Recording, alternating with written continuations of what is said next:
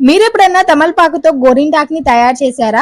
అవునండి. నేను చెప్పినది మీరు విన్నది కరెక్టే. నేను ఈరోజు తమలపాకుతో గోరింటాకుని ఇన్‌స్టంట్‌గా ఇంట్లో ఎటువంటి కెమికల్స్ యూజ్ చేయకుండా ఎలా తయారు చేయాలో చూపించబోతున్నాను. తయారు చేయడం చాలా సింపుల్. క్షణాల్లో తయారు చేసేయొచ్చు. స్టవ్ వెలిగించకుండా, స్టవ్‌తో పని లేకుండా చూపించబోతున్నాననమాట. ముందుగా ఫ్రెష్‌గా ఉన్న తమలపాకుల్ని తీసుకోవాలి. ఇవి ఎండిపోయినవి లేదంటే నిల్వ ఉన్నయయితే అస్సలు పనిచేయవు.